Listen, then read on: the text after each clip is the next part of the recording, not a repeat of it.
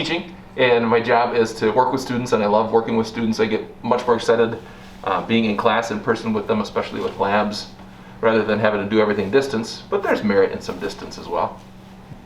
Maybe I would add, besides teachers, I've talked anecdotally to a bunch of students, and some are kind of excited about it, and I think others are a little bit worried as well. I think that they have just some anxiety over coming back and having that many more people in to potentially spread COVID or other diseases.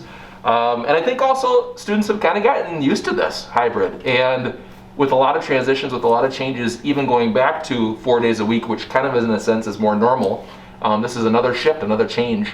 And when levels of anxiety I think have been on the rise due to the pandemic, this is something that potentially is causing students a little bit more anxiety as well. So overall, I think the good should outweigh the bad, I hope.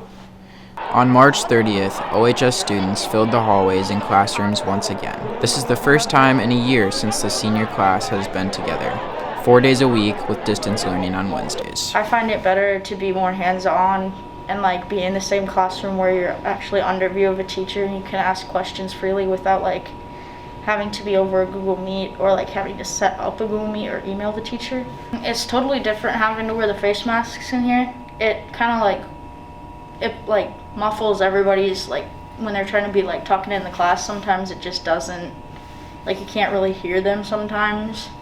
And like having to stay 6 feet apart when you're working in partners or like in groups, it's kind of hard to like actually work with them.